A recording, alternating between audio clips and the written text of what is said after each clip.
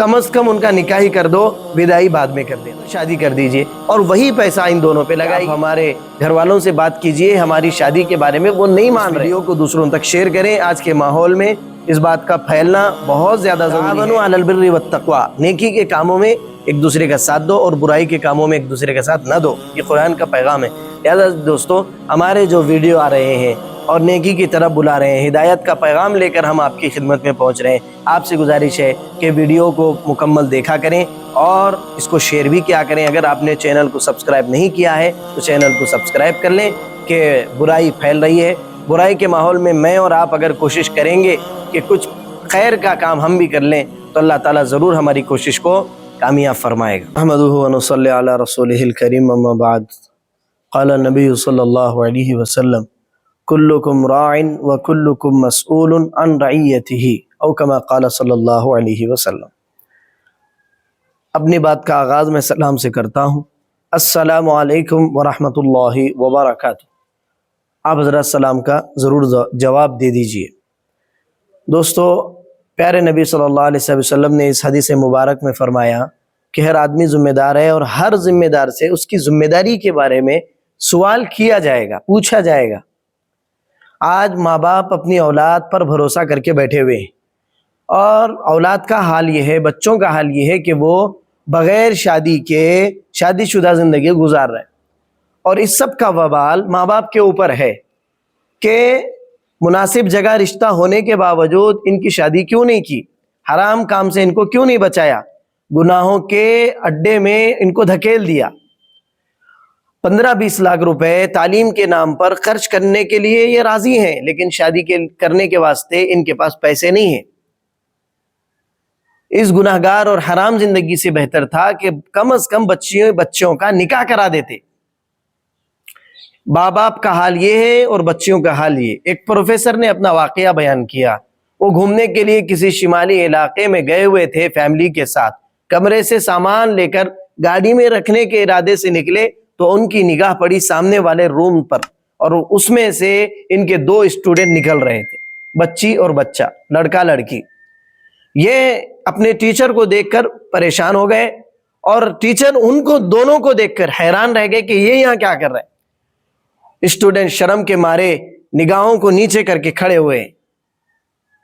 اتنی شرمندگی ان پر طاری ہو گئی کہ انہوں نے سلام بھی نہیں کیا، سلام کرنا بھی بھول گئے۔ ٹیچر نے بھی وہاں سے ہٹنے کا ارادہ کیا پروفیسر صاحب نے کہ ایسے موقع پر کچھ کہنا فضول ہوتا ہے۔ کچھ دنوں کے بعد جب دفتر پہنچے تو یہ دونوں اسٹوڈنٹ ان کے دفتر میں موجود تھے، نظروں کو نیچے کر کے بیٹھے ہوئے تھے، سر کو جھکا کے بیٹھے ہوئے تھے، چپ خاموش۔ ٹیچر نے اور پروفیسر صاحب نے خاموشی کو توڑتے ہوئے ان سے سوال کیا، تم دونوں اچھے گھرانے کے ہو، نکاح کر سکتے ہو؟ تو ان دونوں نے کہا کہ سر، ہم یہی بات آپ کے پاس لے کر آئے تھے، ہم چاہتے ہیں کہ آپ ہماری مدد کریں۔ پروفیسر صاحب نے کہا کہ میں کیا مدد کروں؟ کہنے لگے کہ آپ ہمارے گھر والوں سے بات کیجئے ہماری شادی کے بارے میں، وہ نہیں مان رہے۔ پروفیسر صاحب نے کہا ٹھیک ہے۔ بچوں نے جب ریکویسٹ کی کہ آپ کا یہ احسان ہوگا، پروفیسر صاحب اپنے ایک دوست کے ساتھ دونوں کے گھروں میں گئے اور رشتے کی بات کی۔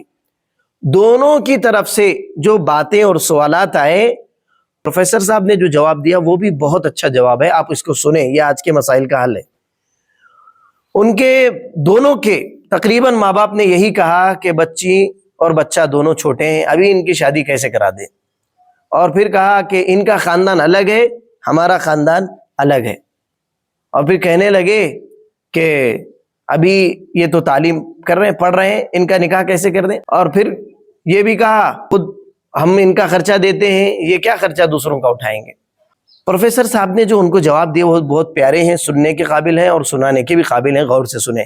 پروفیسر صاحب نے کہا کہ بھائی، خاندان کی بات جہاں تک ہے تو یہ خاندان بس پہچان کے لیے ہے، شادی کے لیے مسلمان ہونا ضروری ہے۔ پھر انہوں نے کہا کہ بچوں کی عمر کم ہے، تو پروفیسر صاحب نے اس کا بھی جواب دیا کہ جب بچے بالغ ہو جاتے ہیں تو ان کی جیسی اور ضروریات ہوتی ہیں، کھانا پینا انسان کی ضرورت ہے، ایسی ہی شادی بھی ایک ضروری چیز ہو جاتی ہے، اور یہ کماتے نہیں، یہ بھی پڑھ رہے ہیں تو آپ ان کا خرچہ تو دے رہے ہیں، دونوں کا، لڑکی کا خرچہ دیتے رہیں، لڑکی کے والدین لڑکی کا خرچہ، لڑکے کے والدین لڑکے کا خرچہ دیتے رہیں اور نکاح کرا دیں، یہ تو کر سکتے ہیں۔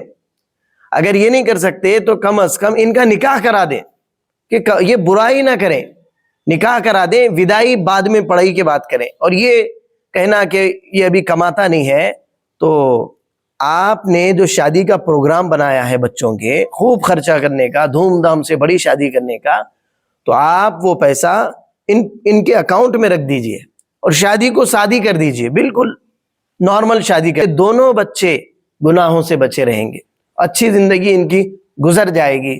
آج گناہ کرنے کے لیے، بدکاری کے لیے کچھ بھی نہیں دیکھا جاتا، کوئی کنڈیشن نہیں ہے، لیکن نکاح کے لیے ہزاروں کنڈیشنیں سامنے آ جاتی ہیں۔ یہ کتنی غیرت کی بات ہے۔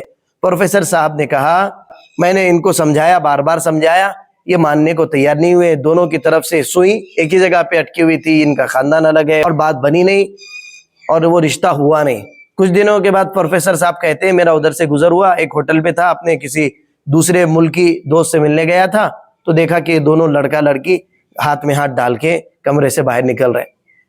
پھر یہ سامنے آئے، سلام کیا، خیر خیریت پوچھی اور چلے گئے۔ ان کے اندر کی شرم بھی ختم ہو گئی۔ پروفیسر صاحب کہتے ہیں کہ مجھے اس وقت کیا سمجھنا چاہیے، میں تو گناہگار ان کے ماں باپ کو سمجھتا ہوں کہ انہوں نے وقت پر ان کا نکاح کیوں نہیں کیا، بچوں کی ذمہ داری جو ماں باپ پہ تھی وہ انہوں نے پورا کیوں نہیں کیا۔ لہذا دوستو، نکاح کو عام کرو، بچوں کی ضرورت کی فکر کرو، اچھا ماحول ان کو دو۔ اگر اچھے ماحول میں نہیں ہیں اور مخلوط تعلیم وہ لے رہے ہیں تو ان کے نکاح کی فکر کرو۔ ہو سکتا ہے آپ کے ویڈیو کو شیئر کرنے کی وجہ سے کسی جگہ سے گناہ ختم ہو جائے، کسی کے باپ کے بات سمجھ میں آ جائے اور وہ بچوں کو گناہوں سے بچا لے۔ کم از کم ان کا نکاح ہی کر دو، ودائی بعد میں کر دینا۔ امید ہے آپ سب حضرات کو بات سمجھ میں آئی ہوگی۔ اس ویڈیو کو دوسروں تک شیئر کریں۔ آج کے ماحول میں اس بات کا پھیلنا بہت زیادہ ضروری ہے۔ ہو سکتا ہے آپ کے ویڈیو کو شیئر کرنے کی وجہ سے کسی جگہ سے گناہ ختم ہو جائے، کسی کے باپ کے بات سمجھ میں آ جائے اور وہ بچوں کو گناہوں سے بچا لے۔